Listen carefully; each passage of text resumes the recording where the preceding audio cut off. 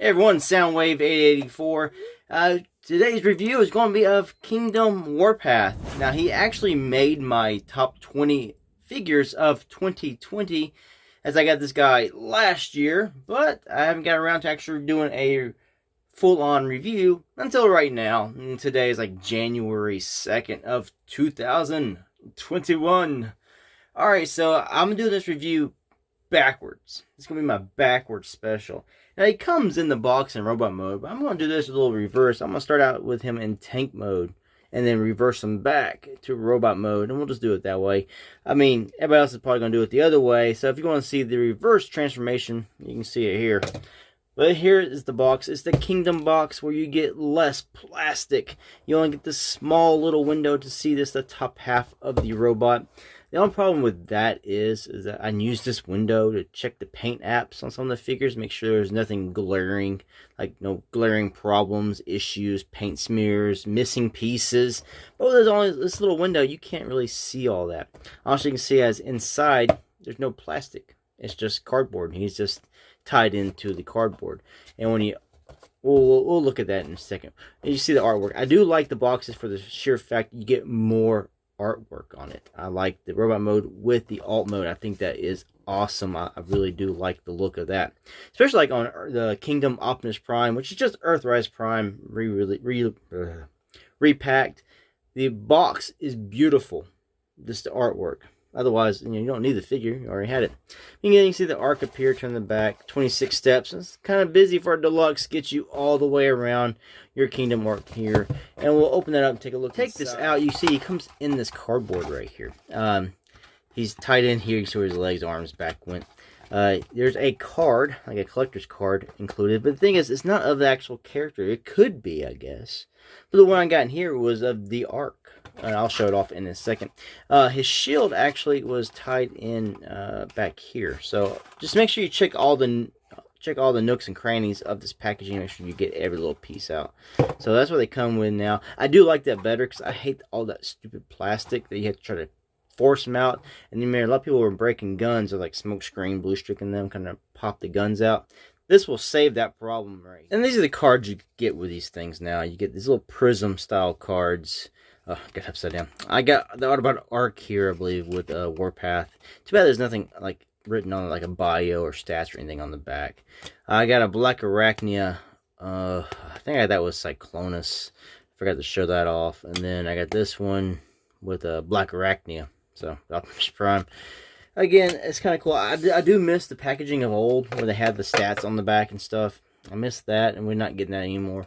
Alright, so here's Warpath. Like I said, I'm starting him out in tank mode. Excellent, excellent tank mode. It is painted white down here, so just be aware of scratching paint off. Some people might wish it was gray, like the G1 toys and stuff is gray. Cartoon, I can't recall. I think it was white in the cartoon, or like an off-white. So he's got a lot of that going on down here. He does have little maroon wheels.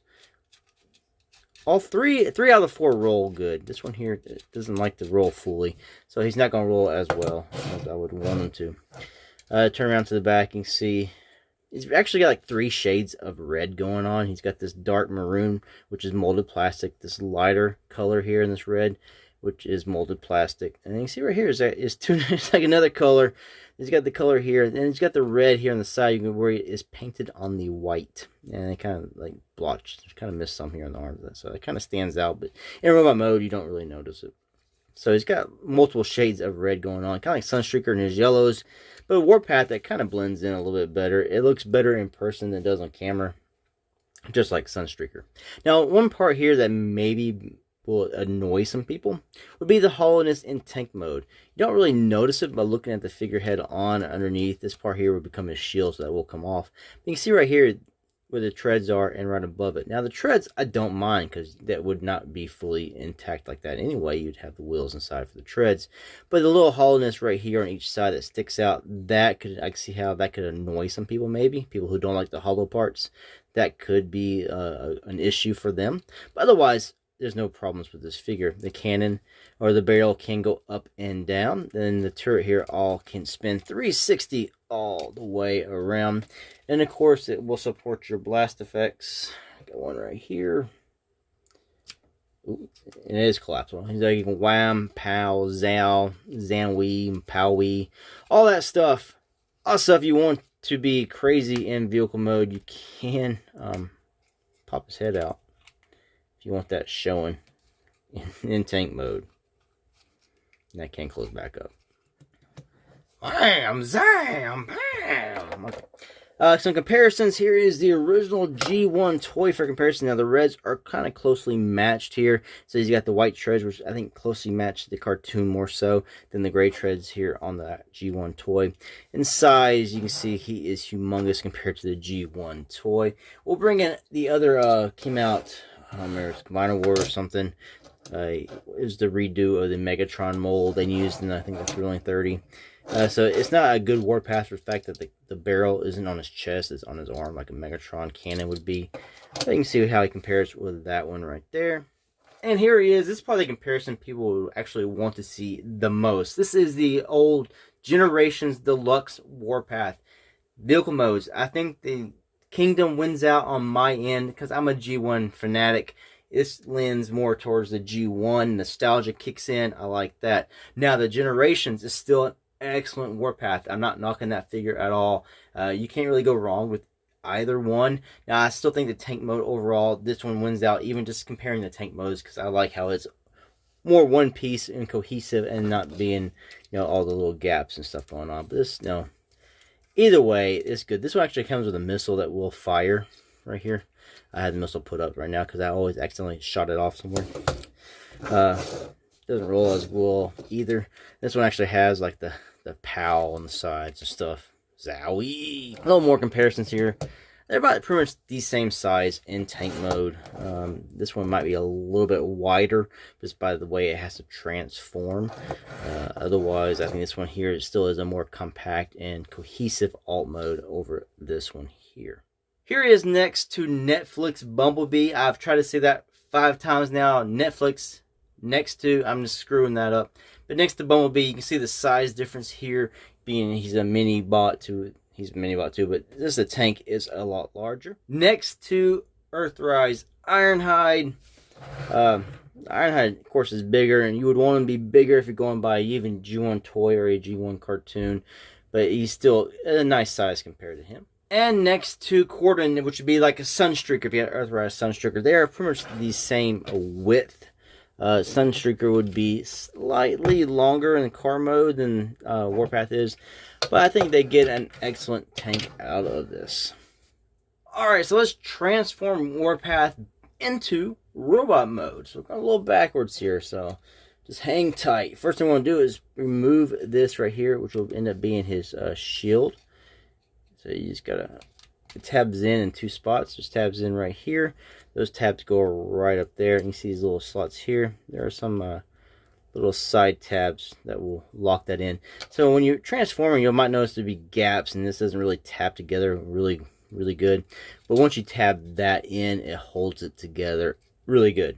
All right, so next thing you want to do is you want to take the front here. You want to untab, and you're going to pull to the sides. This, and it's going to get his legs out, and then you want to undo his arms. You see these little tabs on the sides. That's what was holding your arms to that, and these little tabs here are locking the treads together, so you can bring his arms out to the sides. And then you want to bring this up at the waist. You can see it right there.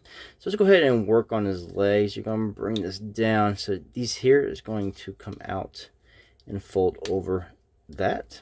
So do that on both sides, like that. And then you want to bring this out to the side. You want to bring this out and down, like that. And then you're going to bring his, this is his inner thigh, so you want to bring that in. Fold this back. See the little slots here, tabs are going to lock that in there. And you can fold this up right here, like so. It folds all the way around, and it will tab in to the back. And this piece here in the back was going to fold. This little tab right in there is going to lock right up in here. So it's going to untap here, bring it in, and lock it in. Legs are probably the most confusing piece because there's a lot of panels going on, a lot of things moving. So that's probably the biggest piece here. Bring that down. Let's bring his legs in, down. Bring this around. Tab it in. Undo that. And you want to tab that in. And you got his feet done. Now come up here to the back. Bring this up. Fold that piece in. Push it down. This is going to come up and over. So it's going all the way down to the back. And this can raise up and over. This is his arms. You want to lock in onto the back there. Oh, before you do that, don't forget you got to open his head. We need to bring his head out. Pull that down. Tab that back in. Bring this up, over, locks in. His arms down. Piece here on the back untabs from these little tabs. It kind of hooks around those two tabs. You can bring it down. And this little tab here is going to go right in there. Bring down and around. And you have transformed Warpath into his robot mode. Now you can leave his barrel out, or you can collapse this down like so. And there you go. Now you take this piece here. Now you can be his shield. You can, peg it in on the sides here. So now he's got a shield. He has no other weapon except for, of course, he does have the barrel on his chest, which is what he will fire with in the cartoon and stuff. So you can still attach your blast effect so he can blast Decepticons out of his titty blaster. Now, what I like to do with this piece back here is I just stick it on his back, like so.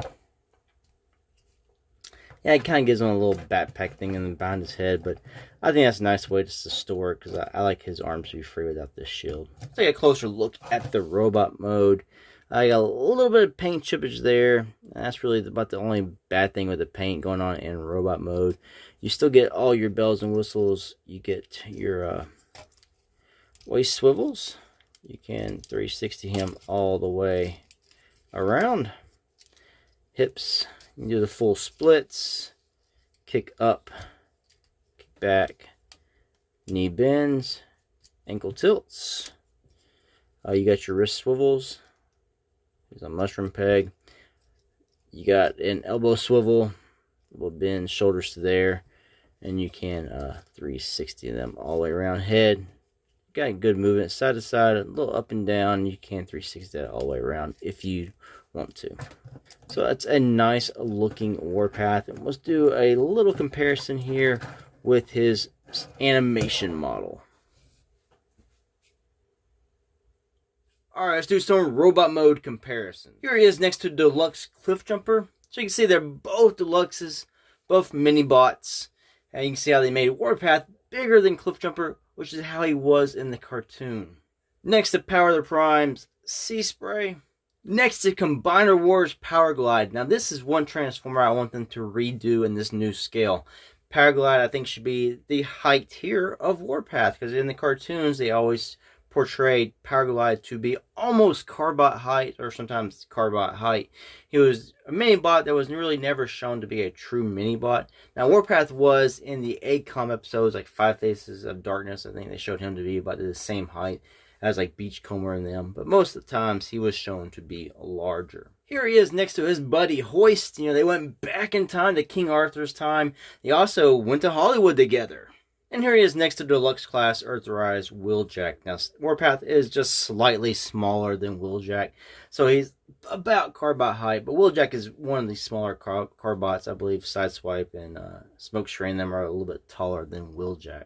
Next to his G1 toy self, he looks a little sad. He's all worn out. Played with one of my favorite Transformer toys as a kid. And here's Warpath next to the old Generations Warpath. I mean, both of them are nice looking figures. You might get a little bit more articulation out of the Kingdom Warpath than you will the Generations. Otherwise, I think they're about equal in just overall quality. Now, the Generations has, a firing missile and stuff. You get that playability. Kingdom supports blast effects. You get that playability. They're both excellent figures. The Kingdom's a little bit smaller because he's kind of going in between Minibot and True Deluxe. whereas the Generations is just a true deluxe figure. Some side views here. And to the back. I guess I can stand up just a little bit more. He's still going to be a little bit shorter. You can see as the Generations has the gray and silver accents instead of the white like the Kingdom does. Both have collapsible barrels that go inside the body and stuff, so they have that going on. Both are very, very nice. Like I said, can't go wrong with either one. It's sort of pick your poison. I kind of go, like I said, for the more G1 nostalgia, so I'm going to lean to this guy. But if you have this guy and you're satisfied with it, I don't see you really having to upgrade or to change out for the Kingdom. Go ahead and finish off, look at more of the detail that's molded on the figure. You can see a lot of detail is added, especially for when he's in tank mode and everything. It's just a lot of detail and mold going on. Very nice. Truly only hollow bits, really. Right here in the front here. And you got this back here, but as for transformation, then the hands have to fold into that. So there's reasons for that. Otherwise, just a little spot here and then the front of the tank mode right there. Oh, it's just not that bad. You got a little bit on the arms, but it's not bad. He's not, just filled with holes. As to say, he's just got, he's mostly a solid piece here. Alright, so final thoughts on Kingdom Warpath. Nice figure. If you don't have a Warpath, get this guy. If you're into G1, get him. And I like how they scaled him up over the other mini-bots like Cliffjumper, Bumblebee, and all them, as I think he should be. And I'm just hoping they do the same for Power Glide. I want to say thanks for watching this review. Until the next ones. Peace out.